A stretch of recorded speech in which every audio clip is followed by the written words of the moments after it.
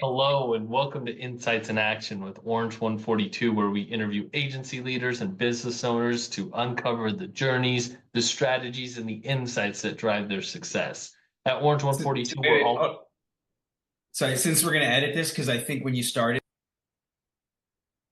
Hello and welcome to Insights in Action with Orange 142, where we interview agency leaders and business owners to uncover the journeys, the strategies, and the insights that drive their success. At Orange 142, we're all about transforming brand stories into impactful digital experiences through innovative media and marketing solutions. And today I'm very lucky to be joined by Robert of Multivision Digital. How's it going, Robert?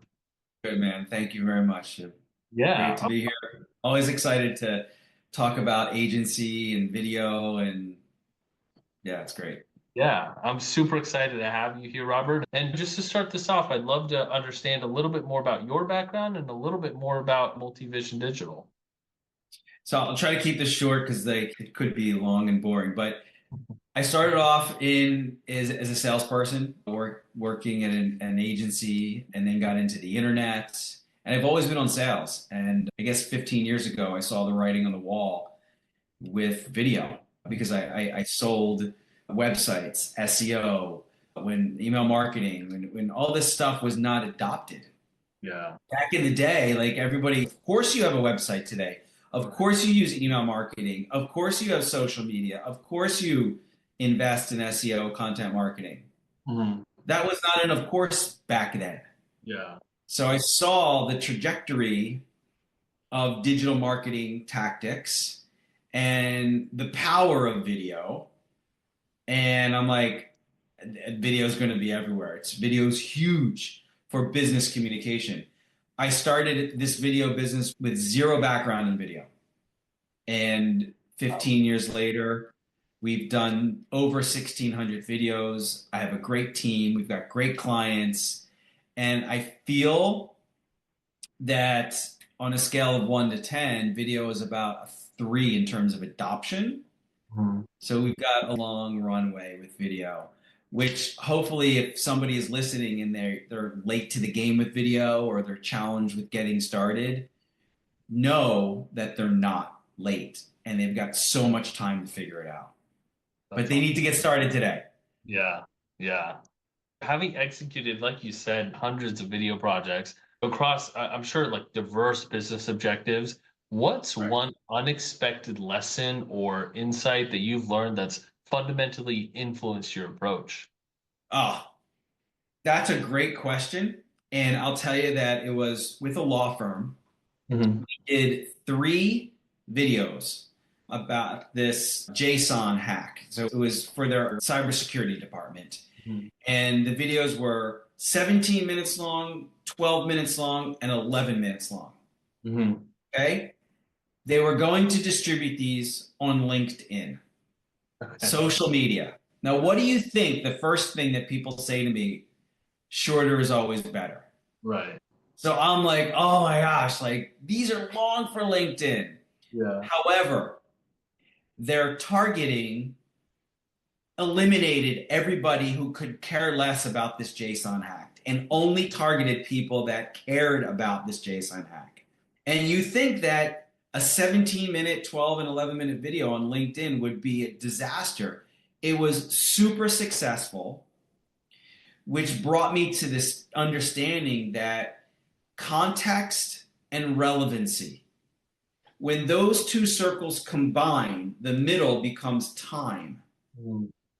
And the more context you have to the relevancy of the audience, the more time that they will watch a video, irregardless of time. Yeah. And I'll broach this concept again with another example. We did an 8.5 minute video for a steel company where it was an inspection line. So the line was, I don't know, 40 or 50 feet long and Mhm. had different parts to the line. So the high level sales video was 8.5 minutes long, but it went into kind of high level detail of each of the parts. Think about the alternative of this company buying that, which was like a $2.5 million purchase. They'd have to spend time with the salespeople on an hour on Zoom They might have to go visit that facility, spending countless days doing that. Mhm. Or watch an 8.5 minute video that told them everything that they needed to know. Yeah. Yeah. Again, 8.5 minutes long, highly productive use of their time. Yeah. Context relevancy. Yeah. Wow. I love that. I love you're so right. You can see it on YouTube even. People that post, you can find a specific audience and that video can be as long as you want, as long as you're contextual and you're relevant. That Yes, makes exactly. wow. Hmm. So you work with a broad range of clients from global multinationals to niche firms like law and accounting practices. How do you tailor your video strategies to meet such like varied industry needs? The process of doing video is the process of doing video. Mhm. That does not change. So a lot of people do not understand that video is really a professional service and the process is the same. The recipe and the mixture of spices and ingredients is different every time, depending on industry, budget, everything else that goes into it. Right. But the process is the same. So, Mhm. and that's how we do it. We stick to our process, which is right now pretty much honed in, locked in. Like we really know how to create content efficiently and really help guide our clients to really leverage a budget appropriately to make sure the video hits the messaging goals that they want. Yeah. And that's what it comes down to. That's really interesting. You talk about process, and that makes total sense. But you walked into this like into video, not really knowing much about video. How was the process back then, and how has it evolved now? It's evolved. I wouldn't say trial and error, but yeah, there's definitely been some error there. Mhm. Yeah, I just didn't do things right back then because I didn't know. I didn't know. And now I've got my 10,000 hours in. Um, Yeah. I think that's probably the answer to the question. And really, I've been lucky because I didn't do video. I've had to hire people that were good at video and good at editing and those things. And I just applied my business expertise with their technical skill set. And that's what a team is all about. Yeah. Everybody does what they do well. Yeah. Yeah. Absolutely. And I think that video marketing is evolving rapidly, as I'm sure you too, especially with the rise of remote video production, for example. How do you see remote video reshaping the industry, and what challenges have you encountered along the way? I'll start with the challenges. Is selling that is tough, right? Because everybody thinks that, oh, Zoom, we can do Zoom. The remote video production is an app that we have on smartphones. You download an app Uh, and it allows a native recording up to 4K on these devices. But there's still the retention of the director and the producer and the pre-production and then the post-production editing. mhm, So all those professional services are still there, mhm. but we're now are just doing something remotely. So it dramatically reduces the cost because now you don't need an on-location crew, but then people think they can do Zoom, which they can, just the quality is just not there. Yeah. Okay? So if they want to differentiate by having good quality, the remote is a piece of the puzzle. This is getting into the first part of your question. Remote does not replace on location. It's a tool that we have. Just like AI is a tool. Right. AI is not going to replace what I do. I'm Yeah. not scared of it. It's not going to replace. But have we used AI? We've used it in post, we've used it in creative aspects of the production itself. Mhm. It's a tool. And the remote video production for professional services firms like lawyers, consultants, accountants, anybody that wants to do thought leadership type of content marketing, it's a rock star solution, Yeah.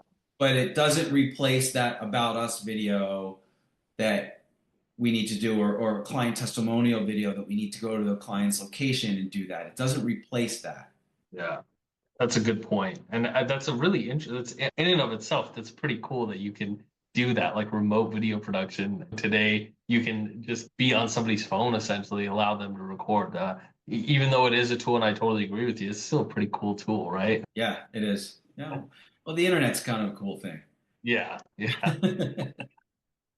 So measuring the ROI of video campaigns, it can be pretty complex. Well, what are metrics or KPIs that you find that are most effective in demonstrating the success of your projects? A lot of that depends on the type of infrastructure that an organization has. A lot of them do not have good measuring tools for video right now because of that adoption number. Yeah. Once that adoption number gets to 7 or 8, that means that companies will have invested video for a long time. They have videos they need to integrate into their CRMs. They need to do these things now to justify the investment. Most of them are not there yet. So it comes down to basically view counts, click counts, watch time, things of that nature to really see that the needle is moving.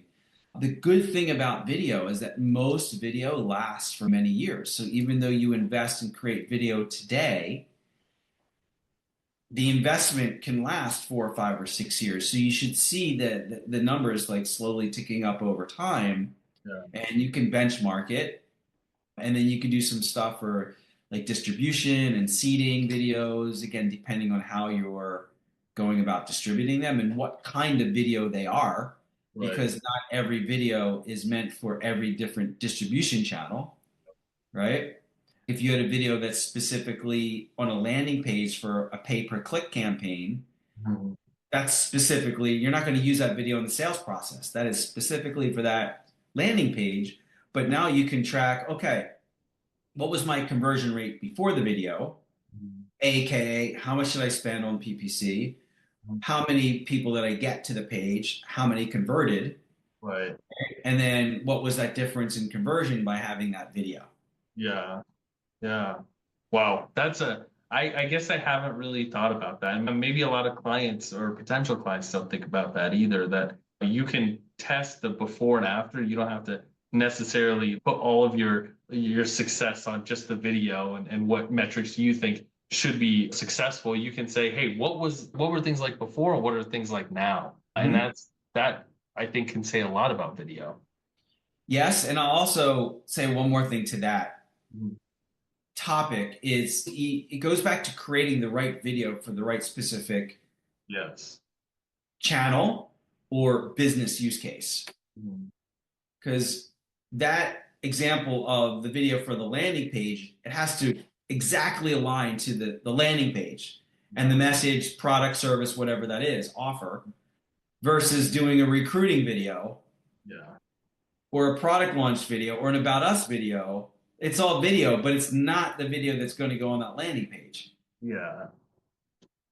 Yeah, no, that's a good point. And with technology constantly advancing, how do you stay ahead of the curve in terms of tools and techniques to continuously innovate your guys' video production?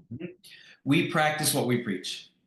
So we are constant, we've always done that. So right now, we are doing personalized video. Right? So there's two ways that you can personalize video, via text or voice. So like this picture behind me, okay? I could, if I wanted to, do a video and have your name on that. And my video would have my name in that spot. Uh-huh. That's And I could actually say, hey, Shiv, or hey, Robert. yeah. Right? There's other, we have not done this next thing yet, but there's API integration with data in video. Okay. Right? So these are all things that have always been enterprise level technologies. They Yeah. have come down over the years for like small to mid-sized businesses, and we're playing with that right now. We've launched 2 campaigns in that space, and the next thing that we're doing, we're working on our HubSpot integration now, but Oh, we're launching a postcard, a personalized postcard that has personalized QR codes that will go to a personalized video with a voice of their name. no way. That's pretty cool. Yeah. Wow. Yeah, this gives me flashbacks to when I was doing a lot of prospecting because I come from sales and I would record videos, personalized videos back in the day, and I had to record one for each prospect I was doing, and I would have their name behind me so that they would open the video and or click on it and watch it. And it's so cool now that you could just have technology that does that automatically. I mean, that would have saved me hundreds of hours. Yeah, again, it's a tool, Yeah, right? right. So this is some of it is AI driven, the Mm, voices, but the other stuff is actually hard coded that we need to do into the video. But yeah, these are all just tools. So that's an example of stuff that I think we're leading the way with. mm. Um, Yeah. That's awesome. Wow. cool Robert, stuff. this is great. I love learning about your agency. It seems like you guys are doing some really cool things, and it's definitely sold us on video. I think that's awesome. Where can people learn more about you, and where can people learn more about your agency? Multivision Digital Okay. and or Multivision Creative. Okay. Awesome. Cool. .com, right? .com. I own both of those. Yeah. Cool. Awesome. Well, thank you so much for being on. This is Thank great. you for having me. Yeah.